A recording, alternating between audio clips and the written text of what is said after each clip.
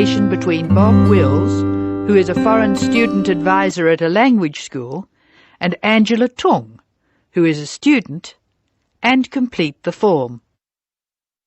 First, you have some time to look at questions 1 to 8 on the form now.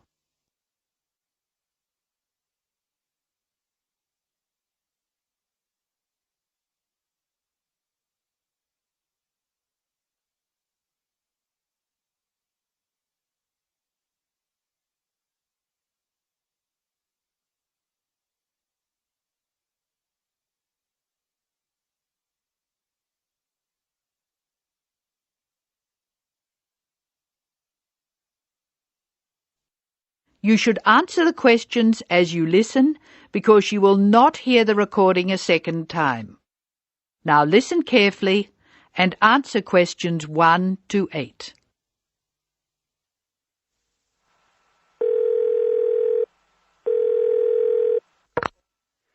Hello, Foreign Student Advisor's Office. This is Bob Wills speaking. Can I help you? It's Angela Tung here, Bob. I'd like to make a request for special leave. Can I do that over the phone? Hello, Angela. You can make that request by phone, but I'll have to fill the form out. Let me get the special leave form. OK, here it is. Tell me your student number, please. It's H for Harry, 5712. H 5712. OK. What's your address, Angela? I live at 10 Bridge Street, Tamworth. 10 Bridge Street, Tamworth. And your phone number? The telephone number's 81067445. Thanks. What course are you doing? I'm in the writing class. Writing. Who's your teacher this term? Mrs. Green. She spells her name like the colour. Thanks. When does your student visa expire? Let me look. July 15. July 15. OK. Which term do you want to take leave? Do you want dates? First, I have to write a term number. When do you want to take leave? In term 1. OK. Term 1. Now, can you tell me what are the exact dates? I'd like to be away May 31 to June 4. OK, I've got that. You'll miss 4 working days between May 31 and June 4. Is that right? Only 3. I'll be away over a weekend. I'll be back at my classes on June 5, so that's 3 days away. Look at questions 9 to 12.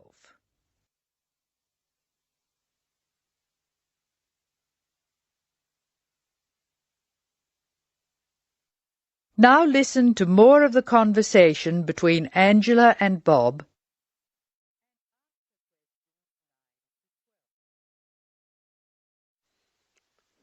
Why do you want to take leave, Angela? I'm going to visit my Aunt May. She's my mother's sister. She and her husband are my guardians while I'm here. Where do they live? About 50 kilometres from here, near Armidale. Do you have to take so long if they live nearby? My mother is coming with me. She's come for a holiday, so she wants to have some time with May. And I want to spend some time with my mother too. Aren't you going home soon? I've applied to extend my time here. I expect to go home in 12 months. That is the end of part 1. You now have half a minute to check your answers.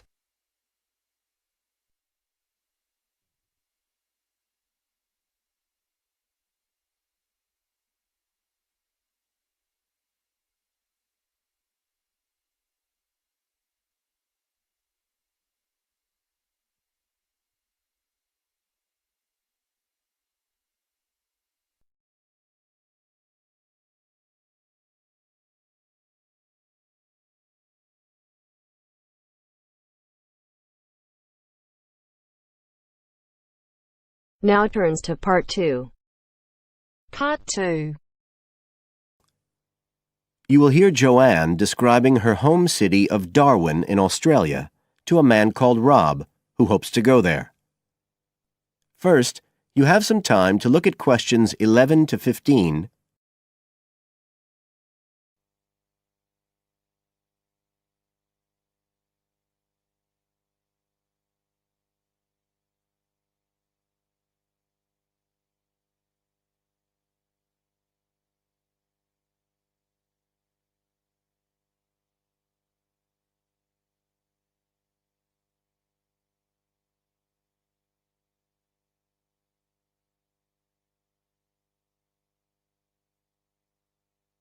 Now listen carefully and answer questions 11 to 15. Joanne? Hi, you must be Rob. Nice to meet you. So, I hear you're planning to visit Australia. Yeah, and I really wanted to talk to you because I was thinking of spending some time in Darwin, and my sister told me you're from there. That's right. So, tell me about it. Well, where shall I start? Well, Darwin's in what they call the top end because it's right up at the northern end of Australia, and it's quite different from the rest of Australia in terms of cultural influences. In fact, it's nearer to Jakarta in Indonesia than it is to Sydney, so you get a very strong Asian influence there. That means we get lots of tourists. People from other parts of Australia are attracted by this sort of international cosmopolitan image. And as well as that, we've got the same laid-back atmosphere you get all over Australia, probably more so, if anything, because of the climate. But what a lot of the tourists don't realise until they get there is that the city's also got a very young population. The average age is just 29, and this makes the whole place very buzzy. Some people think that there might not be that much going on as far as art and music and dancing and so on are concerned because it's so remote. I mean, we don't really get things like theatre and opera in the same way as cities down in the south like Sydney, for example, because of the transport expenses. But in fact, what happens is that we just do it ourselves. Lots of people play music, classical as well as pop, and there are things like artists groups and writers groups and dance classes. Everyone does something. We don't just sit and watch other people. You said it's very international? Yeah, they say there's over 70 different nationalities in Darwin. For instance, there's been a Chinese population there for over 100 years. We've even got a Chinese temple. It was built way back in 1887, but when a very bad storm, a cyclone, in fact, hit Darwin in the 1970s, it was almost completely destroyed. The only parts of the temple that survived were part of the altars and the stone lions. But after the storm, they reconstructed it using modern materials. It's still used as a religious centre today, but it's open to tourists too, and it's definitely worth going to see it. Oh, and as far as getting around goes, you'll see places that advertise bicycles for hire, but I wouldn't recommend it. A lot of the year it's just so hot and humid. Some tourists think it'll be fine because there's not much in the way of hills and the traffic's quite light compared with some places, but believe me, you're better off with public transport. It's fine and not expensive. Or you can hire a car, but it's not really worth it. What's the swimming like?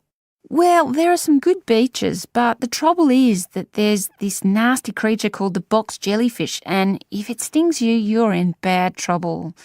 So you have to be very careful most of the year, especially in the winter months. You can wear a lycra suit to cover your arms and legs, but I wouldn't like to risk it even so, personally. And there are the saltwater crocodiles too. I mean, I don't want to put you off. There are protected swimming areas netted off where you'll be safe from jellyfish and crocs, or there are the public swimming pools. They're fine, of course. You now have some time to look at questions 16 to 20.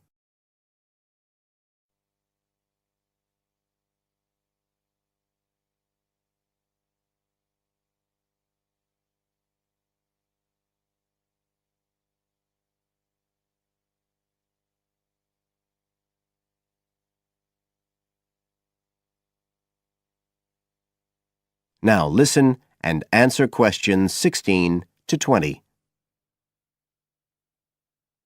So which places would you specially recommend? Well, one of the most popular attractions is called Aquascene. What happens is every day at high tide, hundreds of fish come in from the sea, all different sorts, including some really big deep sea fish. And some of them will even take food from your hand. It's right in the middle of town at the end of the Esplanade. It's not free. I think you have to pay about $5, but it's definitely something you have to experience. Then, of course, Darwin has a great range of food. Being such a cosmopolitan place, and if you don't have lots to spend, the best place to go is to Smith Street Mall, where they have stalls selling stuff to eat. There's all sorts of different things, including Southeast Asian dishes, which I really like. You'd think there'd be plenty of fresh fish in Darwin, as it's on the coast, but in fact, because of the climate, it mostly gets frozen straight away. But you can get fresh fish in the restaurants on Cullen Bay Marina. It's a nice place to go for a special meal, and they have some good shops in that area too. What else? Well, there's the Botanic Garden. It's over 100 years old and there's lots to see. An orchid farm, rainforest, a collection of palm trees, a wetlands area. You can easily spend an afternoon there. That's at Fanny Bay, a couple of kilometres out to the north. Then, if you've got any energy left in the evening, the place to go is Mitchell Street. That's where it all happens as far as clubs and music and things are concerned. You'll bump into lots of my friends there. Talking of friends, why don't I give you some email addresses? I'm sure they wouldn't mind if you...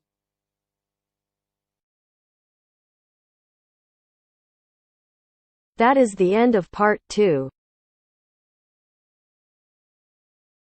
You now have half a minute to check your answers.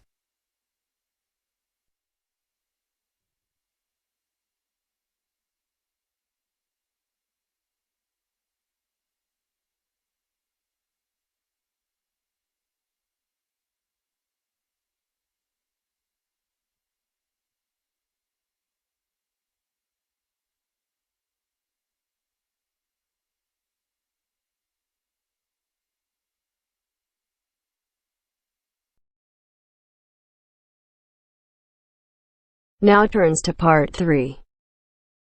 Part 3. You'll hear an introduction on the housing conditions in Chapmanville. First, you have some time to look at questions 21 to 24.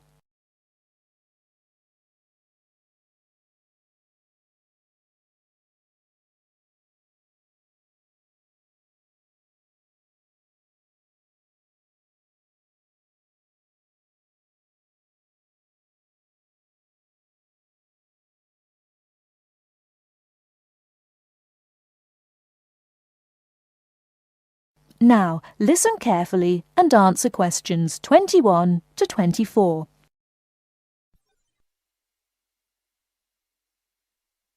Listen carefully. Hi, I'm Gavin Murray. I'm the rental manager for the Central Chapmanville Real Estate Agency. I'm a real estate agent, much like any other, in that I help people buy and sell houses. But about half of my time is spent working to assist people in renting houses and flats. I've been in this business for a dozen years now, and I know the city very well, in terms of which areas are the better places to live and how much it costs to rent in these areas. Now, I normally divide Chapmanville into 3 areas in terms of rental prices. Generally speaking, the area in the northern part of the city is the low end of the spectrum, the cheapest housing. So if you're looking to spend as little as possible on rent, I suggest you look there. The most expensive area would be the eastern part of Chapmanville. Most people think it's the prettiest part of the metropolitan area because of all the hills and parks. As so many people desire to live there, housing prices tend to be quite high. The middle market in terms of price for accommodation is found in the city's western and southern areas. Now, let me give some examples of how much it will cost you to rent in these areas. Let's imagine you're a single person looking for a 1-bedroom flat. In eastern Chapmanville, you would be paying no less than $650 a month for such a flat. You won't find anything for less than that. But a lot of people pay as much as $1,100 per month or more. The higher-priced flats are usually the ones in the hills, which run through the east. They've got the best views of the city. A similarly sized flat in the west of the city and the south, two for that matter, would cost you at most $650. But there are many flats going for less, and if you look around a bit, you can find one for as little as $350. That's quite a reasonable rental price for most people. If you find that too expensive, I suggest you head to Chapmanville's north, where the cheapest flats are to be found. One-bedroom flats there start from about $170 a month and up to about $400. Now, for those of you who want something bigger, you'll have to be prepared to pay about double those prices for a small 2- or 3-bedroom house.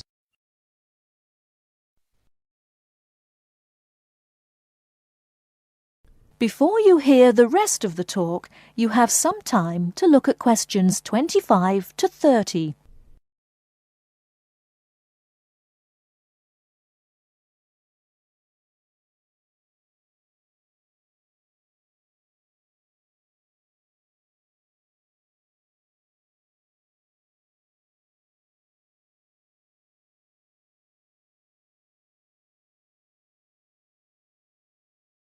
Now listen and answer questions 25 to 30. For those of you who want something bigger, you'll have to be prepared to pay about double those prices for a small 2- or 3-bedroom house. That goes for any of the areas I mentioned. Okay, so much for prices. What are the advantages and disadvantages of these areas? Well, I told you that the eastern part of Chapmanville is the prettiest. There are lots of parks and lots of trees all around there. Oh, I should mention that the only public transport in the east is the bus. There aren't any trains, so it's not that convenient, as you can imagine, even though it's richer part of the city. In the south, you've also got the river, but you won't find too many parks there, because of all the factories alongside the river. In fact, there's quite a bit of industry in the south, which makes it a less desirable place to live. Still, the south is convenient because of public transport. The south has very good train services to the city centre, as well as buses, and that's why a lot of people choose to live there. I said earlier that western and southern parts of Chapmanville are about the same in terms of the price you pay for accommodation. They also have the same sort of public transport services, but the two areas are quite different in other ways. The west is next to the bay, so it's quite attractive in that sense, but there are a couple of problems with the west. One is that the bay is polluted, so polluted, in fact, that you wouldn't want to swim there. I used to take my family there about 10 years ago, but now I wouldn't go near it. The other disadvantage of the west is that it is where the airport is, the Chapmanville International Airport. The noise can be quite annoying. Lastly, the north. In northern Chapmanville, as I said before, housing is cheap, quite cheap in fact, but you pay in other ways. For example, the area is very low and made up entirely of wetlands. It's beautiful in a way, but it attracts an incredible amount of insects for most of the year. The mosquitoes there are really bad. This makes things quite unpleasant, and so few people have any real wish to live there. But if money's a problem, that's the place to go. Just bring your insect repellent.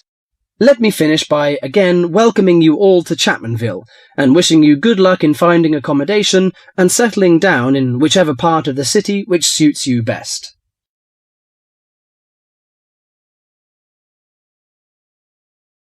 That is the end of part 3.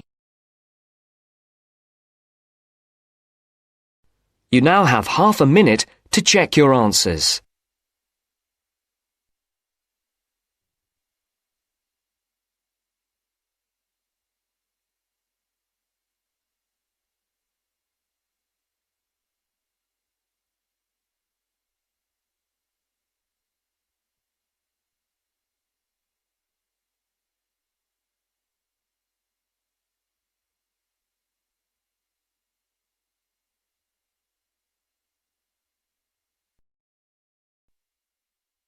Now turns to part 4. Part 4. You are going to hear a lecture on ecology. First, you have some time to look at questions 31 to 35.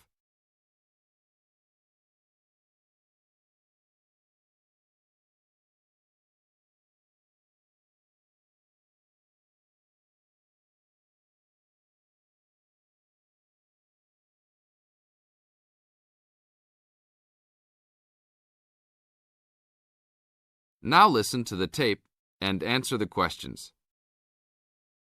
Good afternoon. I'd like to turn it over to Dr. Carey, who will talk about the programme in restoration ecology. Thanks, Chris. A lot of people think that human beings can do whatever they want to the environment.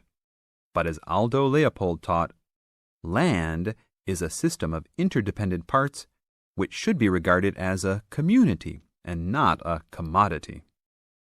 Well, that idea has influenced what we teach here in our program, where students come from all over the world to learn about restoring native plant communities back into an ecologically natural state. This field is therefore a combination of formal science with practical applications, and that is quite attractive to many people. We have students, for example, from many different nations who come just to take part in this unique program. Our location is also quite unique. We have the world's oldest restored native plant community in Curtis Prairie at the Wisconsin Arboretum. Some say that this is proof that the science of restoration ecology was birthed in Wisconsin. Well, that may be oversimplified, but our reputation is strong. But students don't have to study prairies only. One student, Edmund Mukala from the Congo, came to study restoring ancient wetlands in the Congo using knowledge gained from historic samples of the soil seed bank. Not all the seeds survived, but some can remain dormant for many years. Mr. Mukala wanted to find out what type of community would be most similar to that ancient seed bank. He has recently returned to the Congo and is now cooperating with the government to implement his findings.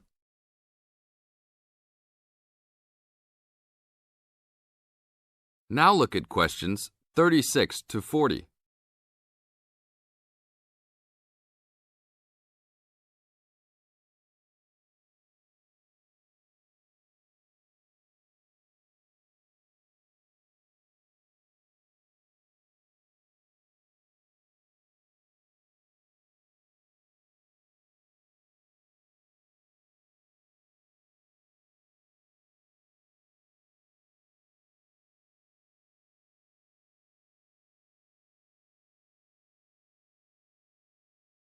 As the talk continues, answer questions 36 to 40.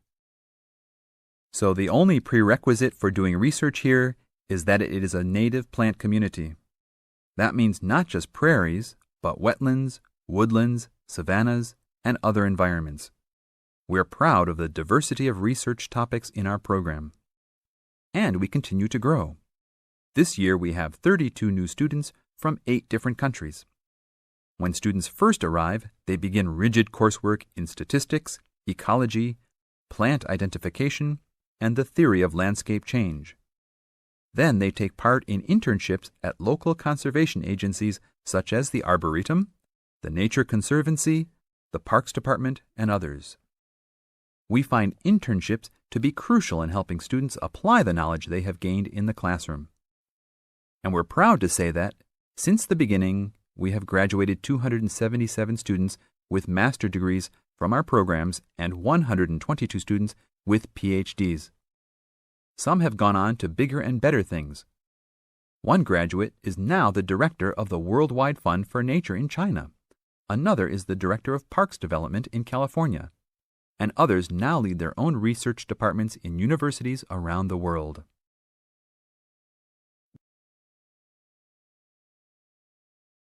That is the end of part 4. You now have half a minute to check your answers.